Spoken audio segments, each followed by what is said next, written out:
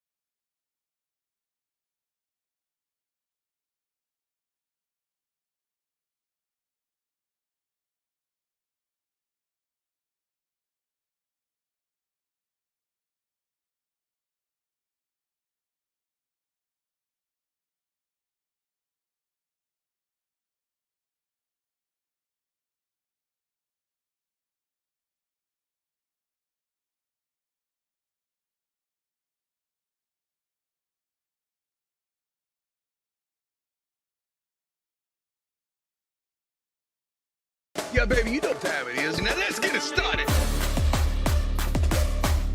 Are you kidding me? Unreal! While our HBCUs are mostly known for academic rigor, community, they also know how to turn up. Does he have it? Yes, he does!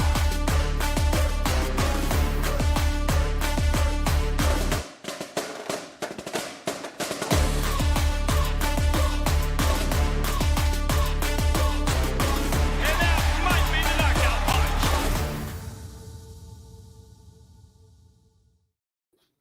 All right. Greetings and salutations. Another episode of Fangs up here. And man, that daddy duty is something else, man. I've been ripping and running, and I'm gonna let the chair do what it do today. So see me just say it, it's just a chair.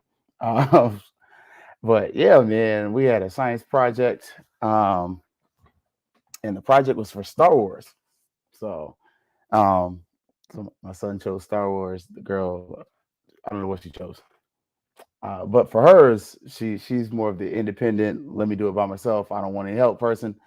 Whereas my man's, I got called in late on duty on that one, and so we had to go paint stuff. So yeah, still got a little bit of paint here and there, but because I'm not a experienced painter, but I am a person that I don't like getting like I don't like get stuff getting like I don't like being ashy. I guess that's the best way I can explain it. So we had gloves on, and so we were painting and all kind of stuff. None of that has to do anything with FAMU, but it does have to do with the pod today and kind of what's going on here. So, but good times, as y'all know, I'm family man. So sometimes, hey, you gotta do what you gotta do. Family always comes first. But mentioning family, as always, big shout out to HBCU Digital Network. This is home. Also, check out Herb Sewer and the Black Techies if you have not seen. Hey, buddy, you know he's trying to get extra close today, man. That's my guy though. Um, but man, Herb is also a oftentimes featured guest and now a staple on the HBCU Nightly pod event space, whatever you want to call it, man. It goes down there Wednesday nights, man. So check them out. Great conversation to be had. And man, it's FAMU softball. They pulled it out, man. Great time. They got the win up there in Montgomery. So I guess the teams kind of met in the middle, and FAMU came away with the win. And we never trailed. I almost said something else, but we never trailed. So you end up getting a win, and that's going to allow us to go to the SWAC tournament, which is a great feeling. And for a first year coach, like let's kind of look back at where this FAMU program has been. Like this is a product of she's off that Wiggins tree. If you want to kind of put it in that frame, but Coach Wiggins, this is someone who was there. She was in the room where it happened. Yeah, no, I am about that one. But and it shows out first season back in the SWAC tournament as a coach. And the question is, can we continue it going? Because recruiting's been pretty solid last couple weeks, and I think probably Thursday we're gonna go over and just look at take a brief recap, look at some of these recruits. It's been a little while since some of y'all got a chance to look. Some of y'all may not even know this basketball team got to commit, but for a first year softball coach that's coming in, and this isn't her first time coaching, but this is her first time as a full-time head coach at a Division I program, to take that team to a conference tournament. That's solid. I mean, granted, last year's team wasn't bad. We had a solid team, and you had a good base of players that came back. Mobley, she was one of the players that came back, first base woman. And look, that girl does splits. Like, she would look like, hey, I don't know how she do that, but athletic young lady. And you had a solid team, and the team comes back and they look solid, and you have a pretty good year. So you end up getting third place in division, and that's a good thing. I tell y'all, the end of the year record, not quite where I wanted it, but as far as everything else, I'm pretty satisfied. And again, first season in, I'm okay with that. Now, what we did see, oof, and right now, look, golf team, they got a little PGA works thing coming up. So FAMU golf, like, give credit to coach, like, he's doing a little something over there. But for the past weekend, y'all, FAMU track, they were solid, man. Went to the SWAC championships and raised a little cane.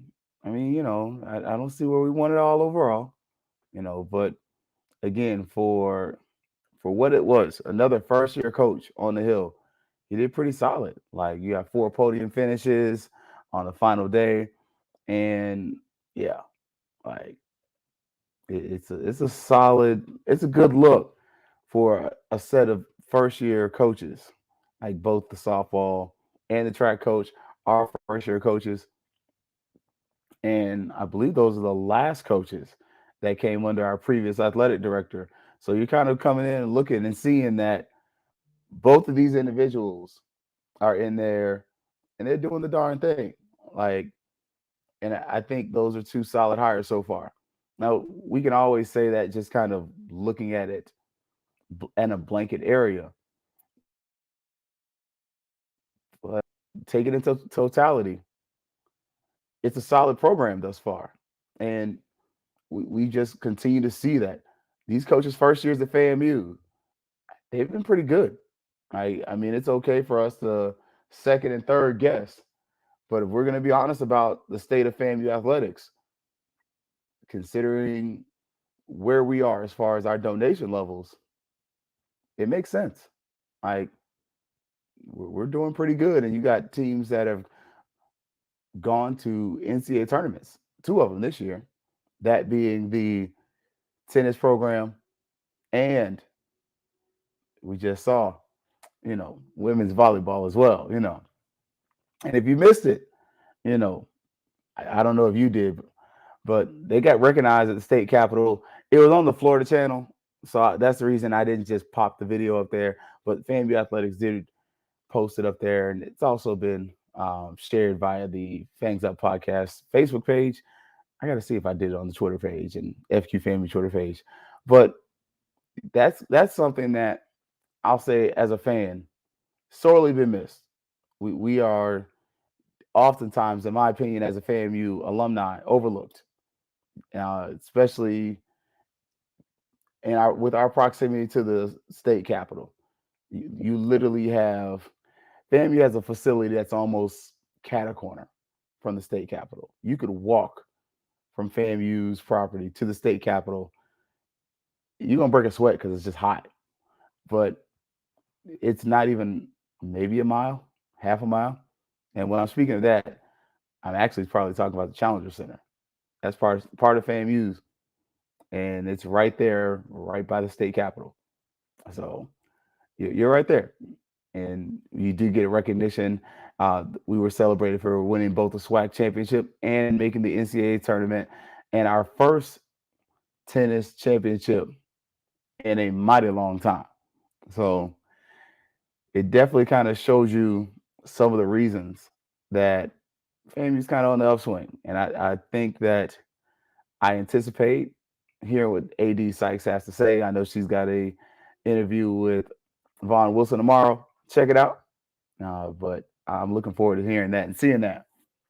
Now, one of the conversations from last week, and I kind of wanted to keep that going, just because, man, it was a good question. Like, why is the vibe a little off, or why is the attendance different at FAMU athletics? And I pointed at, one, the band being this, and also some other things.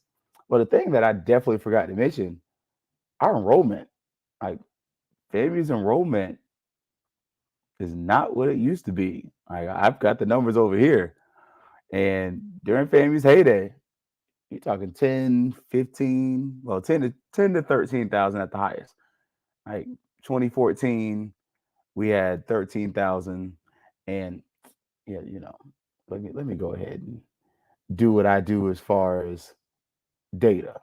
Like, let me just go on share so that you can see it, that you ain't got to take my word from it. So you can actually see, for those that are so inclined, and let me see if I can make this full screen.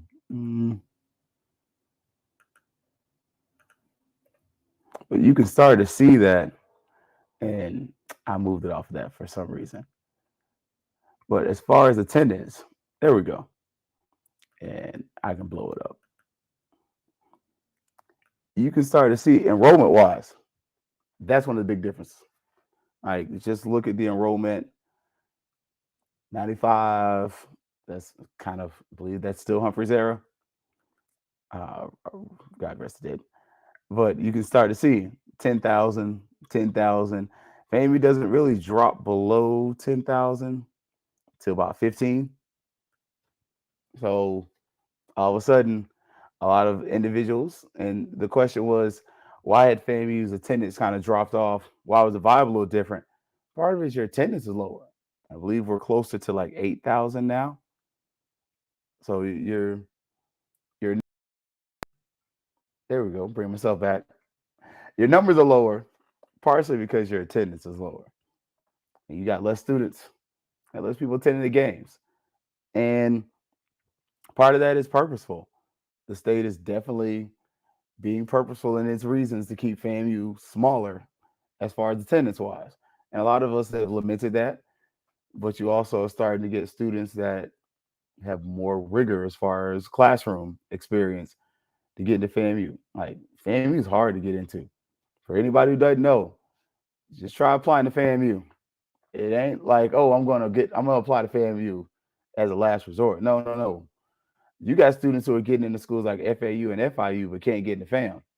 Like, FAM is a tough ticket as far as just enrollment wise. So part of the thing that we need to do as a university, or I want to say need, well, I think we need to. I'll say need. The enrollment is going to have to be a definite thing. That means you're also going to have to make some facilities upgrades. Like, you're going to have to add additional dorms. Has to be more housing. We did see where FAMU did acquire some more housing. You're going to need to acquire some more. We're able to see that enrollment wise, schools that are able to compete generally have a certain enrollment number. Like, I mean, yeah, you have your schools like North Dakota State and other things like that, but North Dakota State is the flagship. Like,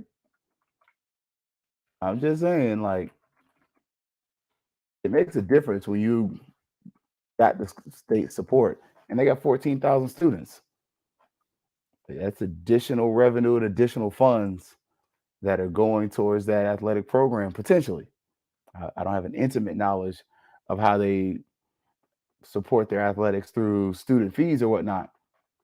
But if that's going to be something that we're going to try to push, and we're going to try to have a strong athletic program, maybe it's not a private school. So if you're going to be a public school, you got to get around 15, maybe 20,000 students if you're going to be competitive, just so you can have the student fees, additional revenue. That way you're also producing enough alumni and producing alumni that are in high dollar fields. Because every alumni that ends up in a high dollar field is not going to be inclined to support athletics. Like everybody don't like football. It just is what it is. Like I love athletics. I love sports. My son can give two flips that he does not like sports. Now he loves fighting. He likes like those kind of things. But we were playing a little basketball game with one of his friends yesterday. I came over to the house and it was like, I'm just having fun. Like I don't know what we're doing. I don't understand this. And whereas for me, it's like, oh no, this is that, this is that. Like I understand the strategy, all those things. You have to produce a certain number of alumni if you're going to produce those kind of higher ends of the program. If you're going to have 8,000 students, it's going to be tough to compete. Like we're just seeing that. And we're also seeing that, yeah, academic wise, FAMU's a brand. Like as much as we lament and fuss and complain about, the difficulty it takes to get into FAMU, that difficulty is proven to help as far as research wise. Like FAMU brought a little bit of cachet to the SWAC. Like look at the research university at FAMU is. Like it is what it is. Like I know Fangs Up is like a sports podcast, but y'all see all this FAMU stuff. Like I got my papers from FAMU. I didn't play athletics at FAM. I'm passionate about it. But I'm just gonna be real with y'all. Like FAMU is a solid research institution and one of the better ones in the Southwestern Athletic Conference. And if we're gonna be honest, the pathway to another conference is actually through research. Like it's part of it is gonna be that FAMU is a really good research institution. Like, yeah, we share the college engineering. Law school is what it is. But if you're gonna criticize our law school, look across the street too, because Florida State's numbers went down as well. Like it's real easy to just be like self-deprecating when we're critiquing things, but we don't oftentimes look at both and say, all right, they went down too. Like one of the things when we were talking about the draft, like FAMU hadn't have a player drafted this year, and other things like that. How many schools in the state had somebody drafted? 3? Florida, Florida State, Miami. I think that's it. Just the big 3. Nobody else had anybody get drafted. I don't know if Miami had somebody get drafted. I think they did, but I know UF did, obviously. Florida State's first draft pick and only draft pick, I believe, 5th round. Jamie Robinson, corner to the Carolina Panthers. So now the other thing on that is because we do have a player that is looking at the transfer portal, and part of it is that access and that accessibility to the NFL. I promise y'all, I'm going to come back to the what's happening to attendance piece. But UCF had an athlete get drafted in 2021. Last FAMU athlete was drafted 2013. That's a guy that I believe it was Brandon Hepburn. So that's something that, yeah, we used to have a nice little every year we can get somebody in the 6th or 7th round, get somebody drafted. But I heard a great point, and I'm gonna give credit where credit's due. I was listening to Bomani Jones, and he pointed out the fact that in previous years you had a lot more FCS programs, and look at the schools that we used to play in the FCS. A lot of the ones that we celebrate about playing against in the playoffs, they're in the FBS. We talk about, oh yeah, Georgia Southern, they moved up. We talk about Troy, they moved up. Like a lot of the schools that we used to play, UMass, the school we beat for our national championship, moved up. So all of a sudden, a lot of the schools where we're saying like, yeah, FAMU beat this school, Miami's FBS, been that. They were D1 when we beat them. Like, so a lot of the schools were championing and celebrating that FAMU defeated, moved up. And in order for us to reap those same kind of benefits, you're probably going to have to do the same. But you got to find a way to pay for it. And part of what happened to attendance was the failed D1 experience. Like, let's call it what it was. After we went up and kind of came back down. It was a rough little second for a minute. Then you get Joe Taylor. He comes in. He's solid. Like, his time ran and it did what it did. Ruben Carter came in. He was solid.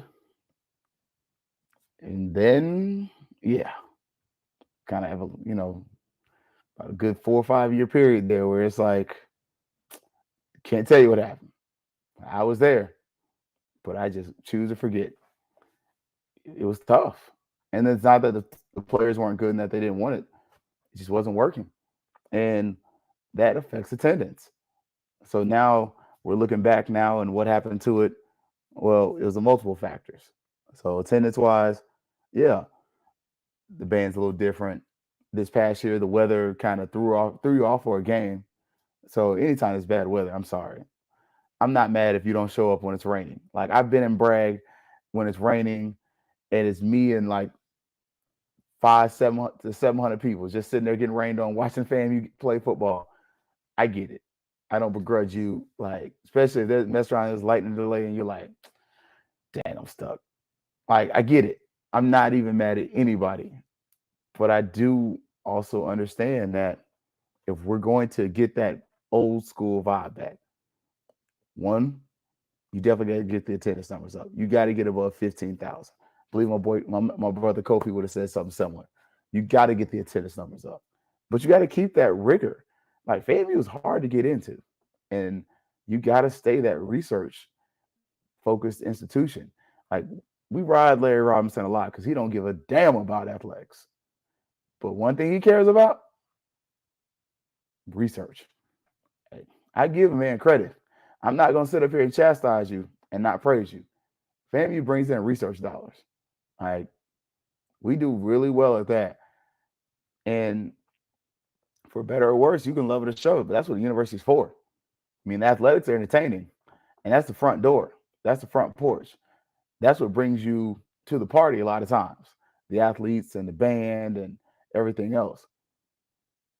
But if we're going to get that thing jumping, as far as athletic-wise, we do have to get the attendance numbers up. Got to get to that 15 number.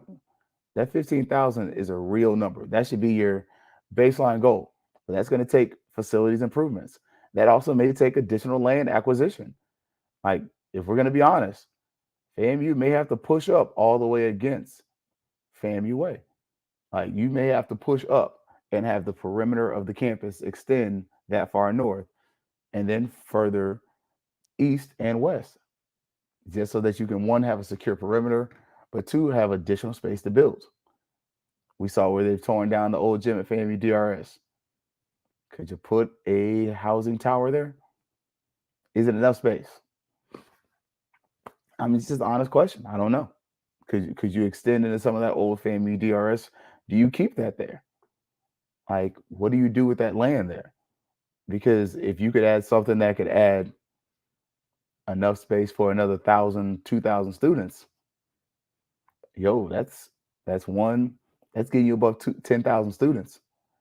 But that's also something that's, hey, new, swanky on the north side, and especially if you're an education major or if you're in that, what is that?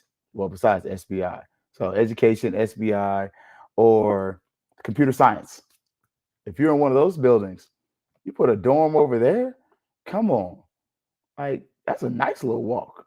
And I say nice, I'm not saying like distance. Now I'm saying like you pretty much rolling out of the bed in the class. Like, you're not far from Coleman. Like, I'm just saying, like, you want to do something different with DRS, and if you have an affinity and an affection for the old DRS building, I understand. I went to school there for the summer. I wasn't a full-time DRS student. But at the same point, I do also understand that in order to make some progress, some things may have to change. And some of that may mean getting rid of some additional buildings. I told y'all, I was here for repurposing that FAMU DRS gym. But if we're going to try to get our attendance numbers up and increase revenue, some of that is going to additionally or also be related to getting your enrollment up. Besides that, though, you definitely You got to start having the conversation of what can we do to dominate the SWAC, and what can we do to improve our facilities. I mean, one of the things we kind of oftentimes talk about, we do a lot of looking at the other side and seeing what they got over there, but we don't look at the dollar figures they're bringing in. Like I looked at the Orlando Sentinel the other day, and I wasn't even reading it. It popped up on my feed, and UCF's leaving a conference that just paid them $8 million. So we're looking over there like, man, their facilities athletically, they look amazing. But you just got $8 million per year. It's going to be different. Like before you got your ticket sales and everything else, you had an $8 million check. So they probably grossed. I'm gonna be nice. 10, 15 mil. Just off of all that stuff. So when you talking about, hey, we got a $2 million from the conference, maybe, 500,000 for the conference, and folks are celebrating. They got 7.5 million to 7 million more than you. We're not fighting the same fight. Like it's just you're not built to win if you're not going to take advantage of those things. And UCF is much younger than FAMU. Granted, I'm looking for the word. Location plays a big part in that. Like Orlando and Tallahassee aren't the same. Not even close. You got a 70,000 student institution over there. You got an 8,000 institution, 8,000 student institution here. They got a lot more that they can work with. But again, a large part of getting that old FAMU thing back on the end of graduation is more than just asking the alumni to give more. Yeah, we can give more. We can. But if you give us more alumni that are now giving back, and then those alumni give more, now you're doing what my brother Kofi would have said, you're doing more with more. And I think that's going to be how we get to that place where you're not going to pack out brag unless you have like 20,000 students. Like let's be honest with that. And that's not a slight on our fan base. That's just the reality of where college athletics are. Like across the board, attendance is dwindling. Like so, and it's because you're watching me. You're watching me from the comfort of your home, probably. You might be watching on your cell phone, whatever. And you watch me for the low price of $3.99. If you want to be an ad supporter, hey, come support the pod. Like, share, subscribe, all those great things. But you're competing with something that you can get at a much cheaper rate. And I'm not going to fuss and argue at you and beat you over the head with go this and go that. No. I get it. Because when I can go to a home game and I don't have to pay for a hotel, I do it. Now, some of the away games, I don't go to all the away games. Like we all have fiscal responsibilities. I just told y'all, me and my man's was downstairs in the garage painting and getting his project right. Stuff sitting on a recycle bin right now to dry out. Why? I'm a dad. I'm a parent. I got to take care of my children. And I can't sacrifice for them to give to another entity because if I'm doing that, I'm not taking care of home. I get it. But what I am saying is if we get our numbers up a little bit, then that'll help us with some of that problem of 5,000, 10,000 students. Because man, look, if you ain't looking, man, I ain't gonna lie. I'm just sharing some of them graduation photos I see. Y'all folks look so good. I tell you, that orange and green is beautiful. If you haven't seen like the FAMU pictures, man, FAMU graduation is different in general. But the photo shoots, the bottle popping, it's beautiful. Like I mean, I ain't shared none of the Greek letter people because I ain't one of y'all. But I tell you this, it's a beautiful thing to see. And when no one else believes you did or you could, FAMU did. And the FAMU League believes in you. And we're able to see that when we continue to give back and we continue to support, we seeing a little bounce back. You know, yeah, we lost the baseball series to Jackson State. We went 1 for 3, and I'm gonna give my boy Swope credit on this. Swope was right. The pitching did us in. We got to figure that out. We got one ace right now, and it seems like it's falling off, and it's falling off at a bad time. Softball, look, we improved the facilities. All of a sudden, softball's consistent. It's a good product. I'm just saying it ain't Florida State, but honestly, you might have the only baseball team that has a shot at making the conference tournament this year. So I'm gonna leave that there. Because unfortunately, my other alma mater, TCC, they bowed out. So FAMU might be the only team in the city that might make the NCAA tournament, which is crazy, especially considering those facilities. But I don't think Linton Jerry's gonna be down for long. Then FAMU tennis. FAMU and Florida State tennis lost to Georgia. So before you sit up there, well, they did no. Georgia got in that butt too. They tore off in Florida State and sent them back to Tallahassee too. I think they lost last night or earlier this morning. So you were able to see, though, again, another program that we're investing in and that you can invest in. I talked to Coach on round 1 with St. Clair. She's like, hey, if you donate some money, earmark it for us. You can do that for all the teams: baseball, football, women's basketball. Look, Coach Pillow. Hey, Coach Pillow. I'm just teasing. But even Coach Pillow, look, told y'all she got some new recruits coming in. The facilities, like the Lawson Center, is solid. Men's basketball, Coach McCullough, he's a transfer from A&T. Yeah, guard from A&T from Florida. We're gonna talk about that a little bit. All right, but you're seeing that we are giving more to our programs, and we're getting more. FAMU football has not been this good consistently since the Billy Joe era. I'm just saying, name another time when we were just like 9, 10 wins, and we were over here like, oh, what's Willie Simmons doing? Some of y'all can't stand Willie Simmons. I don't know why. Man, give y'all 9, 10 wins, and y'all over here complaining. Like, man, you don't sit up there and appreciate that, man. Like, I'm telling you, look, I get to talk trash. Right? When I get in the space with Josh and them folks from North Carolina Central, A&T. Yeah, last time we played y'all, we beat y'all. Can't name the last MEAC team that beat us that wasn't Cookman. So, and yes, I'm throwing shots. I'm throwing shots because I can, because it's true. I mean, but again, we're able to see that when we support FAMU athletics and when we put proper people in there. Like, that's another thing. Like, yeah, I'm gonna leave that. I'm gonna get out that soapbox before I piss somebody off. But when we put people in the right position, they do well. Like, that's something that at times we haven't done. We haven't always hired the best coach. And sometimes we expect something for nothing. And I'm sorry, Domino's even stopped that commercial. Like, something for nothing is really something.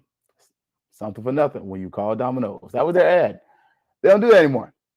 Like, and we have to stop expecting that ourselves. So, but who did it? FAMU did. Graduation week was great. All the popping circumstance. The FAMU ladies make it to the SWAC tournament. And then our SWAC champions. I'm petty, y'all. The SWAC champions got celebrated at the state capitol, which doesn't happen enough. Too oftentimes, our state capitol folks, they forget about the closest university. Well, yeah, we're tied with Florida State on that one. And Florida State is moving closer to downtown. So they're already downtown, but yeah, y'all better pay attention. Like, Florida State is not playing about this land acquisition. Like, go look. Next time you go home, look it over there across the street from the basketball arena, Tucker Center. Sorry, I'm so Tallahassee. I almost said Leon County Civic Center. Look, they ain't playing. They are building up. Like, Florida State's going to be 55, 60,000. Y'all don't, if things stay the way they are in education. But yeah, So we got some things, got some ways to go. But if you haven't checked it out, check out Coach Simmons' coaching clinic, football clinic actually. So he's gonna be up there, have 7-on-7 big man camp and O-line camp. All that's coming up pretty soon. So get your funds ready, get them right. Hopefully I'll be in the building. Look, I'm trying to be up in there. I'm gonna have to bother Josh and Coach and see if they'll let a brother, just walk around and kind of get the vibe a little bit. Try to be up there, try to show y'all what it looked like on the high seven hills. But I definitely will be at that Jones Apopka game. Yeah. So y'all know football season. I do try to trek to some of the high school games as well. While Jones is my first school for Orlando, I've adopted Apopka as my other school. I know some people over there, so I try to go to their games, and I have to like Edgewater because I like to sleep at night, and my wife works there. So, but as always, appreciate your time, y'all. Big shout out to HBCU Digital Network. This is home.